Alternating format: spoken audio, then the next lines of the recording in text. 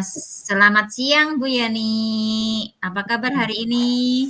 Selamat siang Bu Ratna, alhamdulillah kabarnya baik. Bagaimana kabarnya Bu Ratna juga? Alhamdulillah baik juga. Eh, Bu Yani, bolehkah saya minta waktunya sebentar? Boleh Bu, silahkan. Ya, saya mau bercerita tentang apa yang saya rasakan pada akhir-akhir ini di kelas, Bu. Hmm, apa apa yang menjadi masalah Bu? Yang saya rasakan begini, Bu Yani. Hmm. Akhir-akhir ini saya merasa murid-murid di kelas yang saya ajar itu kurang antusias dalam menerima pembelajaran dari saya. Selain itu, jumlah murid saya yang mengerjakan tugas itu hanya 60% tiap kelasnya. Begitu, Bu. Oh, jadi menurut Bu Ratna dari obrolan ini apa yang Ibu harapkan Bu? Saya mengharapkan dengan bincang-bincang kali ini dengan Bu Yani itu mendapatkan solusi atas permasalahan yang sedang saya hadapi, Bu. Terutama yaitu permasalahan tadi murid yang kurang antusias dalam mengikuti pembelajaran saat saat dalam kegiatan pembelajaran saya. Oh, begitu ya, Bu. Jadi, untuk permasalahan dari Bu Ratna itu, anak-anaknya belum antusias dalam kegiatan belajar mengajar nih, Bu. Betul, Bu Yani. Anak-anak kalau di dalam kelas masih pasif dan kurang semangat saat mengikuti pelajaran. Oh, begitu ya, Bu. Ya, betul begitu, Bu Yani. Anak-anak bahkan pernah saya melakukan kegiatan diskusi di kelas. Akan tetapi anak-anak belum terpancing untuk berpartisipasi dalam kegiatan belajar mengajar. Pada saat saya pancing dengan pertanyaan pematik pun mereka eh, belum mau menjawab, masih tertawa-tertawa begitu, tidak mau berpartisipasi aktif begitu, Bu. Oh, begitu. Menurut Bu Ratna, kira-kira apa saja yang membuat murid-murid Bu Ratna itu kurang antusias dalam pembelajaran Bu Ratna ya? Kalau saya ingat kembali, hal yang menyebabkan murid-murid saya kurang antusias adalah yang pertama, mungkin pembelajaran saya sedikit membosankan, gitu. Terus terlalu monoton. Terus saya dominan untuk bicara, bercerita di depan murid-murid saya, dan kedua, saya tidak memberikan kesempatan pada murid saya, Bu, untuk berpendapat aktif dalam kegiatan pembelajaran. Oh, begitu ya, Bu. Kira-kira menurut Bu Ratna, apa saja yang bisa membuat murid-muridnya Bu Ratna itu menjadi antusias dalam pembelajarannya Bu Ratna? Ya, menurut saya murid-murid pasti menginginkan pembelajaran yang asyik, tidak membosankan, terus tidak monoton ya, Bu. Oh iya, iya Bu, betul. Saya sependapat dengan Bu Ratna. Lalu, menurut pendapat Bu Ratna, apa saja yang bisa membuat murid-murid itu asik dan tidak bosan pada pembelajarannya, Bu? Menurut saya pembelajaran itu harus diterapkan dengan pembelajaran yang berpusat pada murid. Terus murid diminta untuk aktif dalam pembelajaran, kemudian ada ice breaking untuk refreshing mereka, ataupun games untuk kegiatan pembelajaran yang lebih menarik. Gitu, Bu. Ya, ya, ya. Mengenai tugas yang diberikan kepada murid-muridnya Bu Ratna, apakah termasuk dalam penyebabnya sehingga anak-anak itu kurang antusias dalam pembelajaran ya, Bu? Kemungkinan karena tugas saya itu terlalu banyak apa ya, Bu? Dan berisi banyak pertanyaan tanpa saya memberikan sumber belajar yang beragam dan mengasihkan. Kalau boleh tahu, untuk di kelasnya Bu Ratna itu biasanya menggunakan sumber belajar apa ya, Bu? Saya biasa menggunakan buku teks yang ada di perpustakaan, Bu Yani. Selain buku teks, Bu, adakah sumber belajar yang lain? Saya pikir ada ya, Bu. Misalnya saja sumber belajar seperti video di YouTube, terus ada artikel di blog, atau tulisan ilmiah yang ada di internet, atau bisa menggunakan aplikasi yang sekarang sedang tren, misalnya ada TikTok, ada Reel IG atau Facebook, terus juga ada Capcut ya Bu ya, begitu Iya, ya Bu? iya. Ya, betul sekali Bu Ratna. Saya yakin bila Bu Ratna itu menggunakan berbagai sumber sumber belajar itu pasti akan membuat murid-muridnya Bu Ratna itu antusias dalam pembelajaran, Bu. Ya Bu, betul sekali. Jika siswa yang antusias itu idealnya pada level 10 ya Bu, dan Ya, tidak ideal itu pada level 1, ya. maka untuk murid-muridnya Bu Ratna itu posisinya di level berapa ya Bu? Kalau posisi tentang antusias murid untuk saat ini di level 6 Bu kira-kira. Karena lebih banyak murid yang tidak mengumpulkan atau tidak antusias dalam pembelajaran begitu Bu. Hmm, kalau kondisi tersebut akan diubah, menurut Bu Ratna itu kira-kira menginginkan level berapa ya Bu? Kak, kalau misalnya idealnya itu saya targetkan maksimal di angka 9 lah Bu. Itu menurut saya itu sudah bagus. Oh, kalau Bu Ratna itu menginginkan di level 9, menurut Bu Ratna, apa yang Ibu rencanakan ataupun yang akan dilakukan untuk mencapai level itu ya, Bu? Yang pertama, saya akan merancang pembelajaran yang berpihak pada murid dengan cara berdiferensiasi dengan menggunakan KSE dalam pembelajaran dan melakukan kegiatan pembelajaran yang mengasihkan dengan menggunakan sumber-sumber belajar seperti video di YouTube, ada Reel IG, terus ada Reel Facebook, terus ada TikTok yang sedang marak saat ini, ataupun postingan-postingan karya ilmiah yang ada di internet. Kemudian yang kedua, saya akan memberikan tugas tidak terlalu banyak, Bu. Yang bentuk tugasnya juga disesuaikan dengan minat dan bakat murid saya. Istilahnya itu akan saya laksanakan pembelajaran berdiferensi sesuai dengan bakat dan minat murid sehingga murid itu tidak terkesan dipaksa untuk mengerjakan tugas tapi karena mereka mengerjakan tugas dengan senang begitu Bu.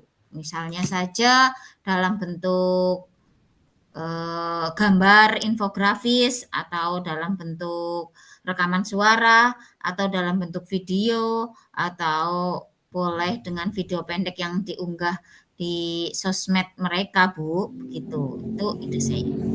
Oh, begitu ya, Bu. Jadi nanti Ibu itu akan melakukan hal tersebut untuk kegiatan pembelajaran yang berpihak kepada murid. Apakah hal tersebut ada kendala, Bu?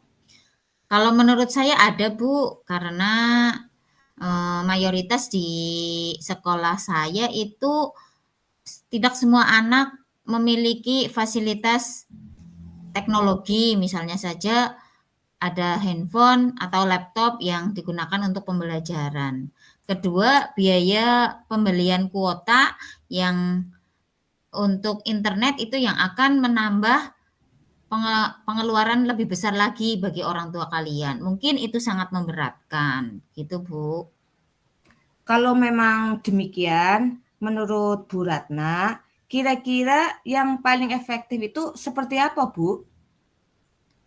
Kalau menurut saya karena tidak semuanya memiliki HP atau laptop, jika memang ada tugas yang ada di sekolah harus dikumpulkan misalnya, saya akan memberikan tugas secara berkelompok, bukan individu dan anak-anak membawa laptop ataupun handphone itu cukup satu kelompok satu, dan tugasnya itu dibebankan kepada satu kelompok itu agar tidak memberatkan mereka, begitu Bu.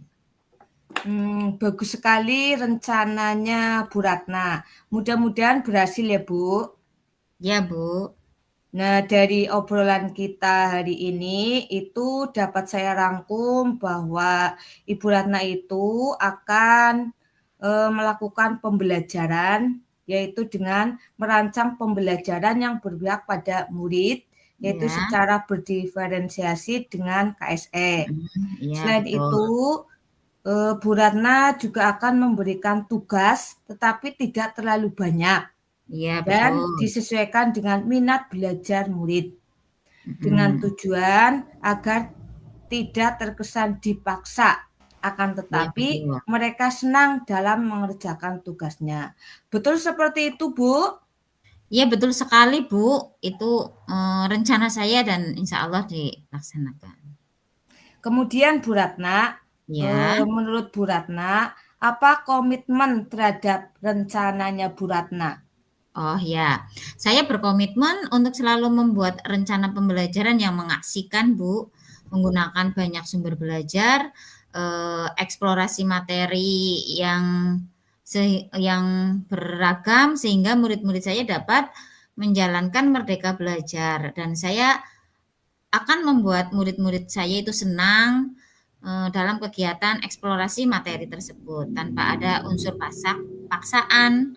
Akan saya serahkan pemilihan sumber belajarnya kepada murid-murid biar mereka itu senang dan apa namanya di sini disesuaikan dengan bakat dan minat belajar mereka.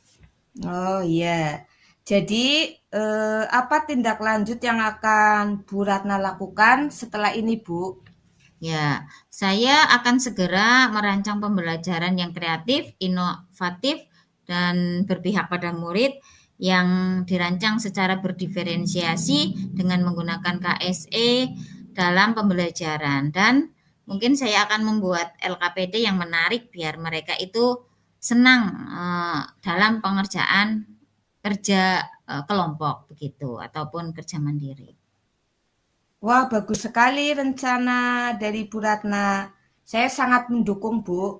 Mudah-mudahan semua berjalan lancar sesuai dengan harapan ya, Bu. Oke, Bu. Amin. Terima kasih ya, Bu Yani. Ya, Saya sama-sama, Bu. Bu ya, Ratna, jadi ya, pada sesi ini, apakah obrolan kali ini sudah sesuai dengan tujuan awalnya Bu Ratna? sudah Bu. Saya sudah tahu apa yang saya harus lakukan dan memecahkan masalah saya. Baik Bu Ratna, semoga Bu Ratna bisa mempraktekkan apa yang sudah direncanakan. Sehingga Ya, kondisi ideal yang Bu Ratna inginkan yaitu di level 9 itu bisa tercapai gitu Bu. amin. Terima kasih Bu Yani atas doanya. Semoga kita semua bisa menjadi guru-guru yang dirindukan oleh murid-murid kita ya Bu ya. Amin, sama-sama ya Bu. Terima kasih juga. Ya, terima kasih Bu Yani. Nah, Bu Ratna, Ya, setelah kita tadi mempraktekkan coaching dengan alur Tirta, nah ya pada betul. sesi ini nanti kita akan melakukan refleksi, Ibu. Jadi kita Nih, akan melakukan refleksi dari apa yang telah kita laksanakan tadi. ya, monggo. Jadi nanti saya akan merefleksikan saya sebagai posisinya itu sebagai coach, kemudian nanti Bu Ratna itu memberi umpan balik, gitu. Oh, iya, nggih, nggih, Bu.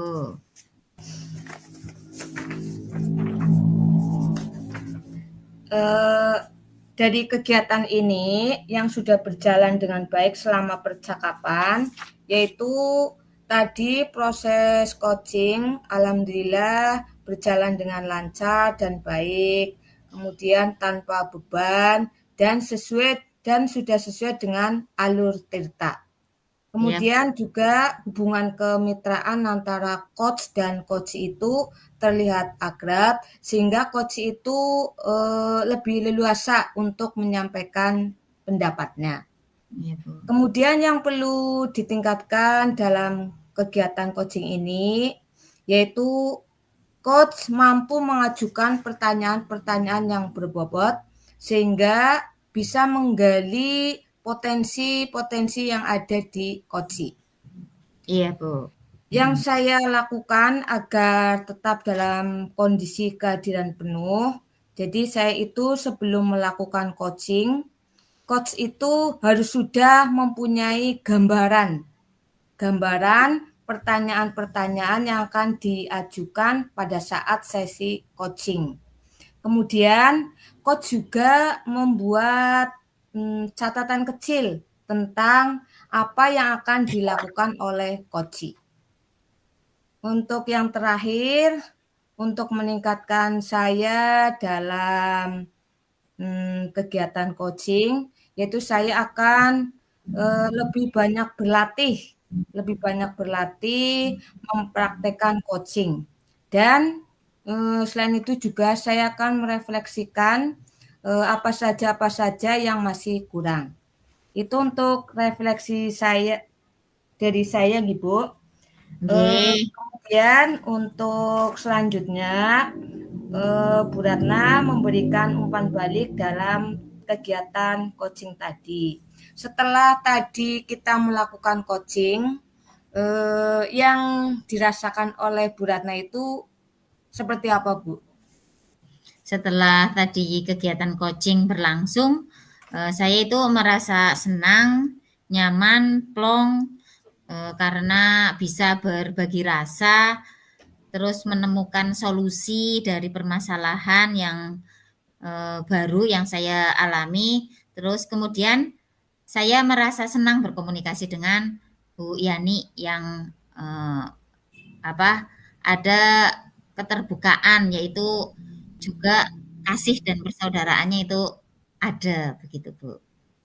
Alhamdulillah. Terima kasih ya, Bu Ratna, sudah bersedia mempraktikkan coaching bersama saya. Mudah-mudahan kita semua tambah sukses. Amin, amin. Berarti untuk kegiatan coachingnya selesai nih, Bu? Nggih, tinggal Bu Nanti Karyani. saya ini dulu.